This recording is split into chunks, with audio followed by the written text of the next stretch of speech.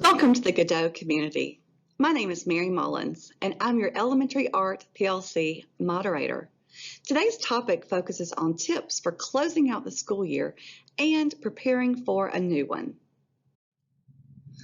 Whew, we've almost made it through another school year.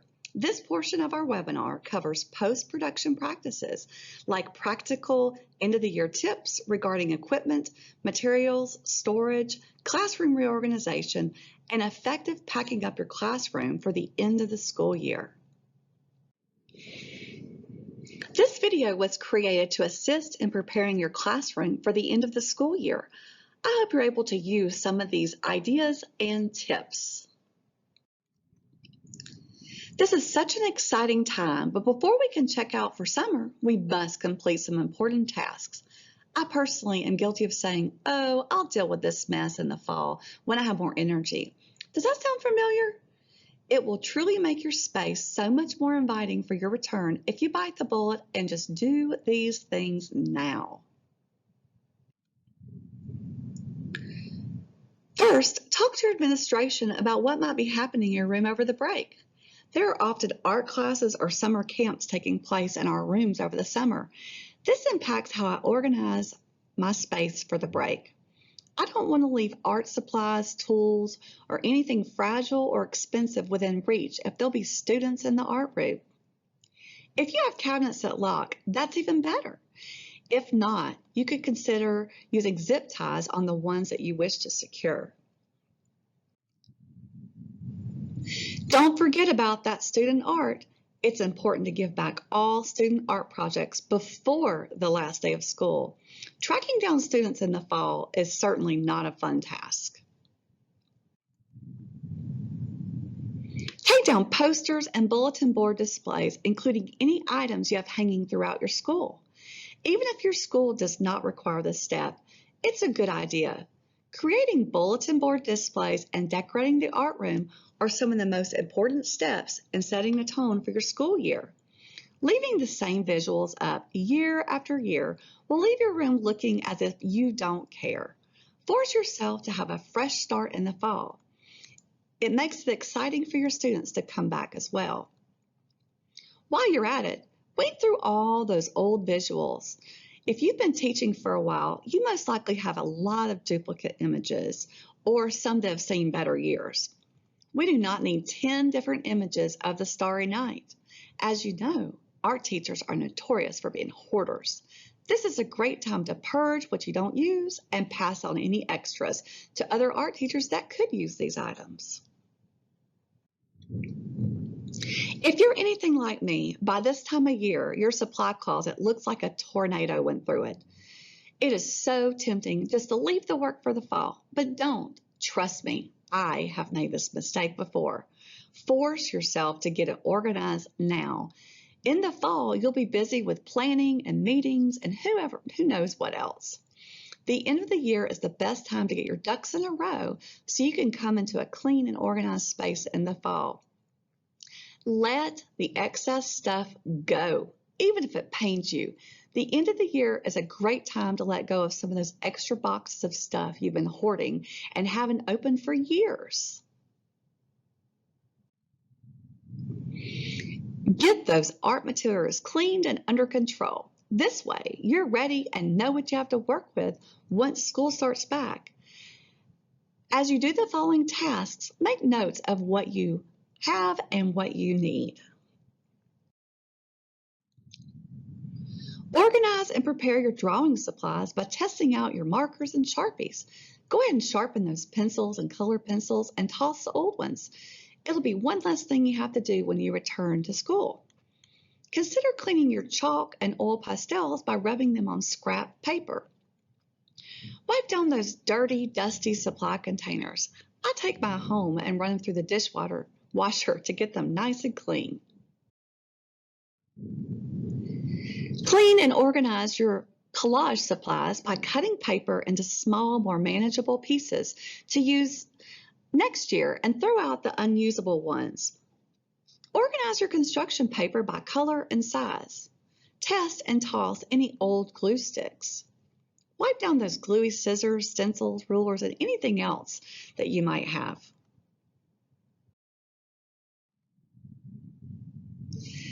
Take care of your paints and brushes by deep cleaning and organizing brushes for summer storage.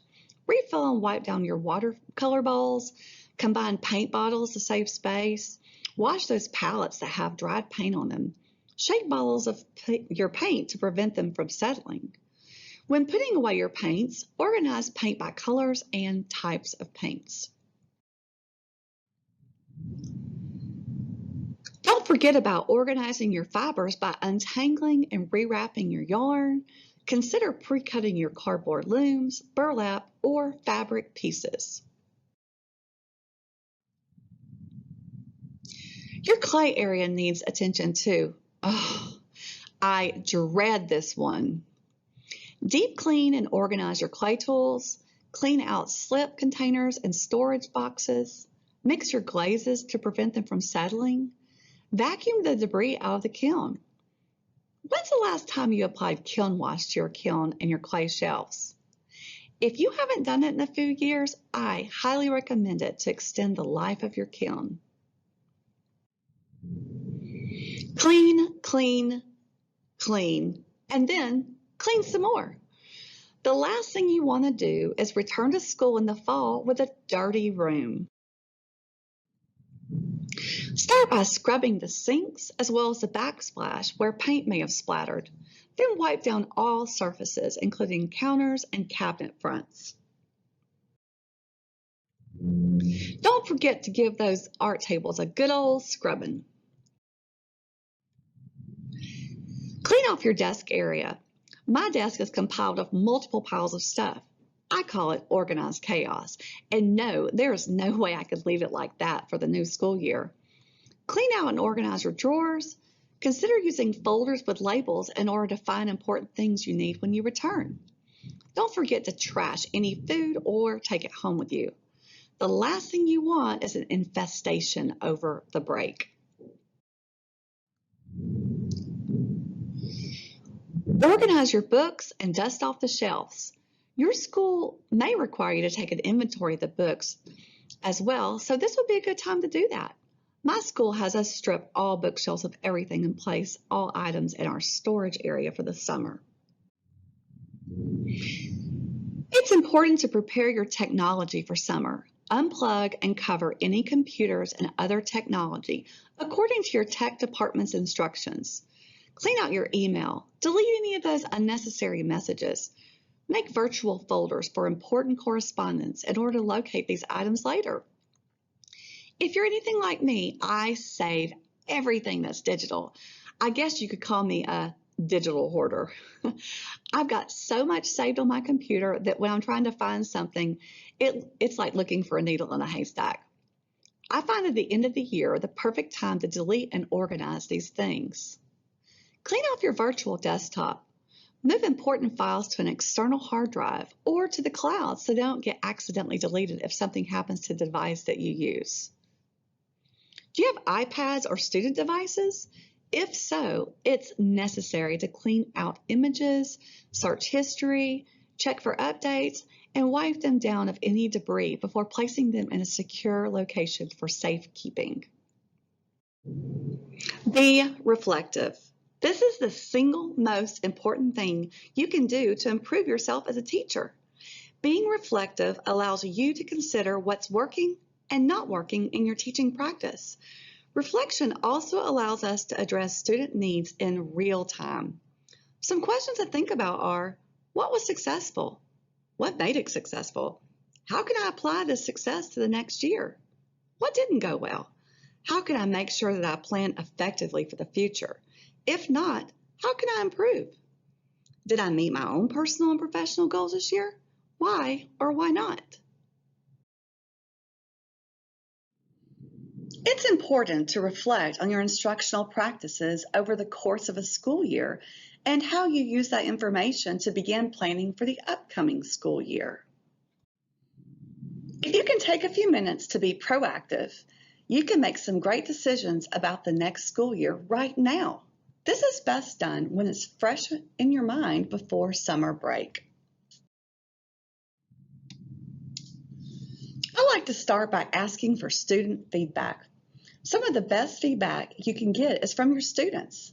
Come up with questions that will help guide your planning for the next school year.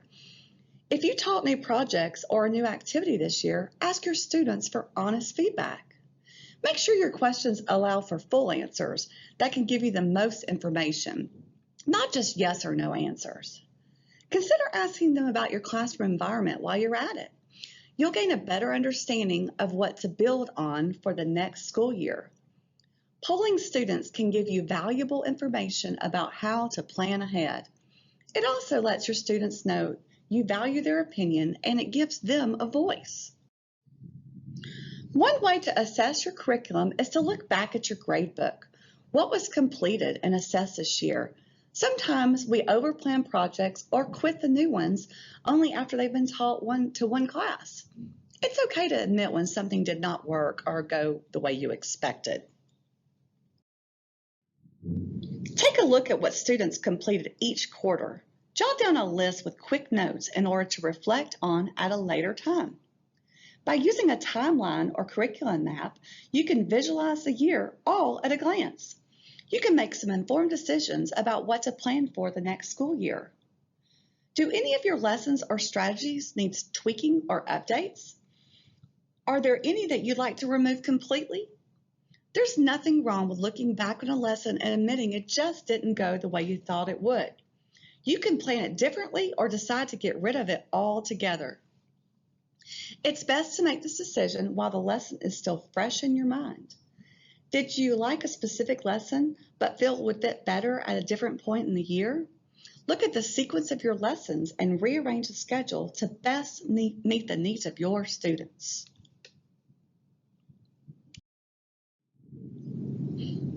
I really enjoy introducing new lessons and find creating them myself is fun yet challenging. Once you've reviewed your curriculum and made cuts and adjustments, you may have some room to try out new lessons. Take another look at your curriculum map or timeline and see if you're covering all of the skills and standards now that you removed some of your old lessons. Do an internet search, review any training and or conference notes to see which ideas caught your eye during the year but you didn't have a chance to really look into at the time when they were shared with you. Whether you find support with an online community like social media, art teachers from your area, or this Godot community, art teachers are always excited to share and help. Ask them if they're willing to share some of their successful lessons. Make sure when planning new lessons that you make notes about additional supplies that you'll need to complete them. Be proactive and plan ahead.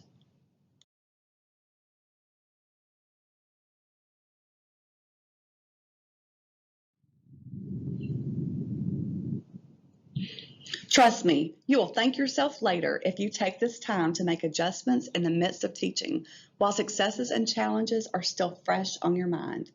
Make time now as an investment in the next school year. You and your students will benefit from a well thought out curriculum. The beginning of the school year can be hectic, exhausting, and an exciting time. I found having a plan and checklist of sorts to be helpful to keep my head from spinning. It's important to prioritize your tasks and make lists. I've compiled some ideas about preparing for the new school year. Some of these things can be done ahead of time, while other items will have to wait till school starts back. The more things that you can set up and sort through at the end of the school year, the more time you'll have to prepare your room in the fall. Not to mention all the school meetings and trainings that seem to take longer than expected that happen at the beginning of the school year. I know when I feel organized and prepared, things seem to run more effortlessly. Schedule important dates as soon as possible. Do you host an art fundraiser? If so, go ahead and contact the company that you use and get the prime date on the calendar before it fills up. What about an art show? You could plan ahead by collaborating with your PTA or administration to pick a day for your school-wide art show. Do you have any local businesses that you collaborate with? If so, contact them and get these events scheduled so you'll have one less thing to stress over in the fall. Take an inventory of the supplies you currently have. This is the perfect time to look over what items you ordered for this school year and what things you have left over. What you find out may influence your ordering choices for the next school year. I personally keep a clipboard with a running list of supplies, like a check sheet, including the amounts needed for an entire school year. It's extremely helpful to align your supply order with your curriculum to help you decide on what you need and when you need it. Some of art teachers may need to wait until the fall till they receive their budget for the year. If you are lucky enough to have money now, use it to order what you will need to start the year off. There is nothing worse than planning to start a specific project with a class and having to wait because the supply order has not arrived. Speaking of supplies, it's obviously important to organize your student supply bins. I like to color code mine by table in order to keep track of things easier.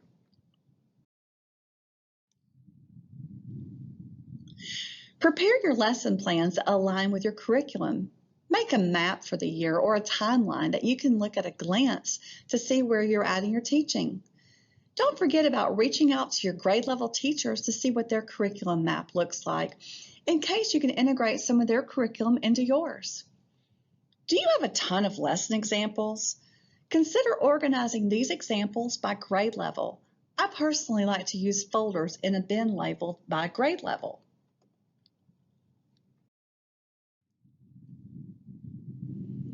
Decorate and prepare your room. This is my favorite part of a new school year. One of my preferred pastimes is creating visuals and posters. This is the time of year that I get those printed and laminated to hang. I like to have my posters up, my new displays ready to go, furniture placed, and my class shelves prepped and ready. This takes extra time, but it's worth it to feel prepared and ready to welcome your students. Know your schedule.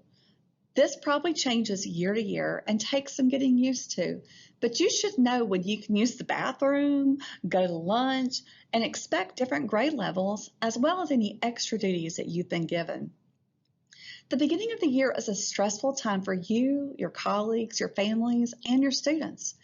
It might be important to build in extra downtime.